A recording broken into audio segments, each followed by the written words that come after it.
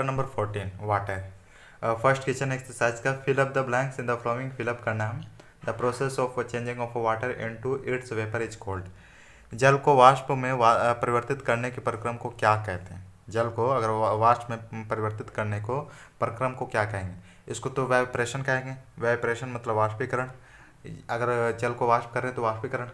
और सेकेंड है the process of changing water vapour into water is cold. जिस जल वाष्प को जल वाष्प है और जल में परिवर्तित करने को प्रक्रम को क्या कहेंगे? यहाँ पर आंसर दिया है कंडेंसेशन। कंडेंसेशन यानी संक्षेपण करेंगे। थर्ड है no rainfall for a year और more may lead to fill in the blanks in that reason.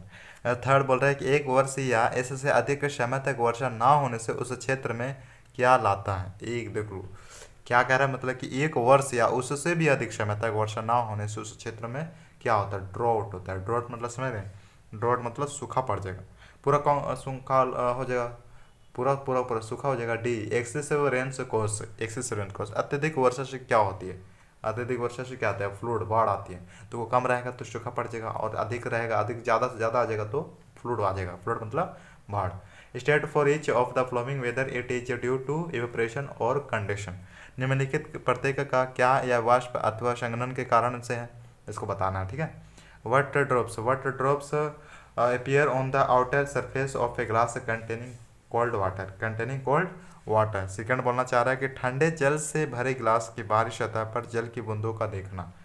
देखिए जो जल की बूंदों का देखता हो रहा है जल के गिलास के बाहरी सतह को, तो उसको क्या कहेंगे? वाष्पन या संघनन कहेंगे। तो जब उसकी जल की बूंदे बाहर देख रहा है तो उसको क्या कहेंगे? कंडेंसेशन, संक्षेपण। उसको क्योंकि बूंदे बूंदे दिख रहा है ना, वाष्प तो नहीं बना रहा है। फिर सेकेंड में steam rising from wet clothes while they are ironed. गीले कपड़ों पर इस्त्री करने पर भाप का ऊपर उठना। जैसे भाप अगर ऊपर उठ रहा है तो भाप बोल दे रहा है तो इवेपोरेशन है। तो इवेपोरेशन यानी वाष्पीकरण। ओके। सी में fog appearing on A cold winter morning. देखिए एक सर्दियों में प्रातःकाल कोहरा का दिखना। जो कोहरा देखते होंगे, जैसे आपने जैसे गाड़ी पर देखा होगा, तो सब जब गाड़ी पर गिरता है तो उससे संक्षेपण होता है, टुकड़ा टुकड़ा में वो रहता है सब। ठीक है। अब D blackboard dries up after wiping it. गीले कपड़े से पोंछने के बाद श्यामपट्ट कुछ समय बाद सूख जाता है। जब वो सूख जाएगा तो सबको वो तो इकट्ठा कर लिया, तो वाष्प कर लिया, इवेपोरेशन। ओके। ई का steam rising from A hot Gradle when water is sprinkled on it. गर्म छड़ के ऊपर जल छिड़कने से भाप का ऊपर उठना। जब भाप ऊपर उठेगा तो वाष्पीकरण, इवेपोरेशन। जब भाप के बारे में बोलते तो इवेपोरेशन होगा अधिकतर। थर्ड में which of the following statements are true. क्या जो निम्नलिखित कथन है क्या ये सही है? देखिए इसमें क्या सही है क्या गलत बता देना है। Water vapour is present in air only during the monsoon. वायु में जलवाष्प केवल मानसून के समय में उपस्थित होती है। इसका तो पूरा का पूरा रॉन्ग है, क्योंकि एक ही समय में मानसून जलवाष्प तो नहीं होगा एक ही मानसून में। इसका रॉन्ग आंसर हो जाएगा। सेकेंड है water evaporates into air from oceans rivers and lakes but not from the soil. जैसे जल महासागरों, नदियों तथा झीलों से वाष्पित होकर वायु में मिलता है, परंतु भूमि से वाष्पित नहीं होती है। आपने देखा होगा कि जैसे आप वो सब मिल जाएगा, जल महासागर, नदियों तथा झीलों से वाष्पित होकर वायु में मिलता है, परंतु भूमि में नहीं मिलता। लेकिन भूमि का पानी कहाँ चल जाता है? भूमि तो वाष्पित करेगा ना, तो इसका तो रॉन्ग है, बी है। जैसे भूमि पर पानी देखेंगे तो वो कहाँ चल जाता है? तो वाष्पित होकर भूमि चला जाता है।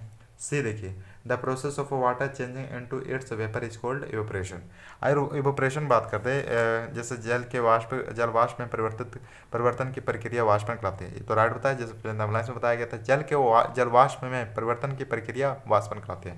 राइट, ट्रू आंसर भी सही दिया।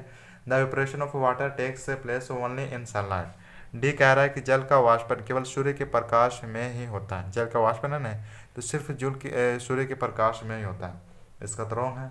वाष्पन तो सिर्फ सूर्य के प्रकाश में भी नहीं हो सकता है, उसके हम लोग आर्टिफिशियल लाइट का भी प्रयोग कर सकते हैं। ए का है water vapour condense to form tiny droplets of water in the upper layers of air where it is cooler. E में देखे होंगे कि वायु के ऊपरी परतों में जहाँ यह और अधिक ठंडी होती है, जलवाष्प संघनित होकर छोटी छोटी जलकणिका बनाती है।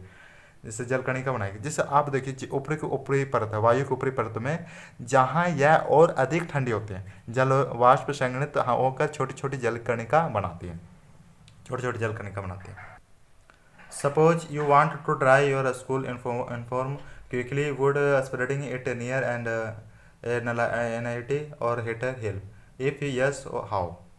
मान लीजिए कि आप अपने स्कूल यूनिफॉर्म को वर्षा वाले दिन शीघ्र सुखाना चाहते हैं, क्या इसे किसी अंगीठी या हीटर के पास फैलाने पर इस कार्य में सहायता मिलेगी? यदि हाँ तो कैसे कैसे मिलेगी? देखिए यस, आंसर यस है। स्प्रेडिंग यूनिफॉर्म, आप बताना है कैसे। Spreading uniform near anxiety or heater will help in drying because the temperature near anxiety or heater is much higher due to this high temperature or heat. The process of evaporation of water from uniform takes place quickly and this will lead to a quick drying of uniform, drying of uniform. Fourth कहना चाहता है हाँ, अंगीठी या heater के पास वर्दी फैलाने सुखाने में मदद करता है क्योंकि तापमान निकट है, अंगीठी या हीटर बहुत अधिक है। इस उच्च के कारण तापमान या गर्मी वाष्पीकरण की प्रक्रिया वर्दी से पानी जल्दी निकल जाता है और इससे वर्दी जल्दी सूख जाएगी। 5 क्वेश्चन देखते हैं। Take out a cooled bottle of water from refrigerator and keep it on a table, after some time you notice a puddle of water around it, why. 5वां कहता है कि एक जल की ठंडी बोतल रेफ्रिजरेटर से निकालिए और इसे मेज पर रखिए, कुछ समय पश्चात आप इसके चारों ओर जल की गड्ढे बूंदे देखेंगे। क्या क्या देखेंगे? आंसर 5 है, we know that water vapours are present in atmosphere when a cooked bottle of water is kept on a table, that water vapors in atmosphere come in contact with the cooler surface of bottle end। हम जानते हैं कि जलवाष्प वातावरण में मौजूद होते हैं। जब पानी की एक ठंडी बोतल को टेबल पर रखा जाता है तो वातावरण में जलवाष्प बोतल की ठंडी सतह के साथ तालमेल में बैठाती है। Condense in the form of drops on the surface of water, their water drops fall on the table and get accumulated around the bottle, in this way we notice a puddle of water around the bottle। जिससे हमने आपको बताया कि साग तालमेल पर बैठती है और बोतल के सतह पर बूंदों के रूप में संघनित है। ये पानी की बूंदें टेबल पर गिरती है और बोतल के आसपास जमा हो जाती है। इस तरह हम बोतल के चारों ओर पानी का एक पोखर देखते हैं। 6th है, to clean their spectacles people often breathe out on glasses to make them wet, explain why the glasses become wet. चश्मों के लेंस साफ करने के लिए लोग उस पर फूंक मारते हैं और लेंस भीग जाते हैं। लेंस क्यों भीग जाते हैं समझाइए, इसको समझाना है, ठीक ना। When we breathe out water vapours also come out with exhaled air, then these water vapors come in contact with the glasses of spectle and make them wet, in this way the glasses of spectle become wet। जब हम छोड़ते हैं तो बाहर की हवा के साथ जलवाष्प भी बाहर निकलते हैं। फिर ये जलवाष्प चश्मे के संपर्क में आते हैं और उन्हें गीला कर देते हैं। इस सतह का चश्मा गीला हो जाता है। 7th क्वेश्चन है, हाउ आर क्लाउड्स फॉर्मेड, बादल कैसे बनते हैं? When water is heated or sunlight falls on it, it gets converted into water vapors. These water vapors go into air and they rise up along with the air. As the air moves up, it gets cooler and cooler.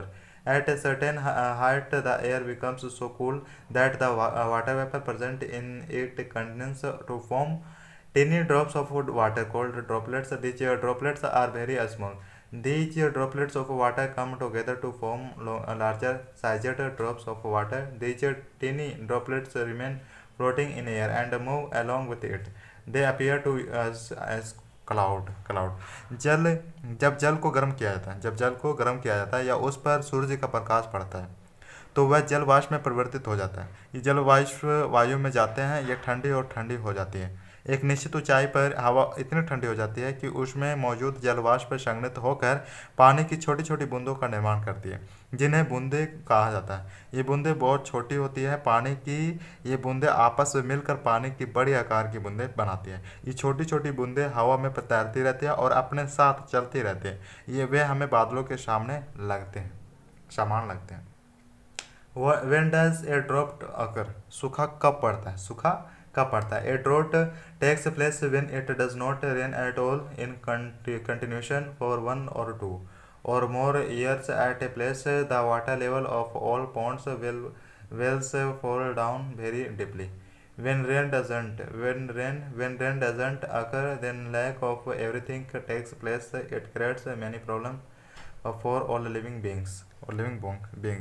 सूखा तब पड़ता है जब एक स्थान पर 1 या 2 या अधिक वर्षों तक लगातार बारिश नहीं होती है। सभी तालाबों के कुओं का जल स्तर बहुत गहराई तक नीचे गिर जाता है। यह सभी जीवित प्राणियों के लिए कई समस्याएं पैदा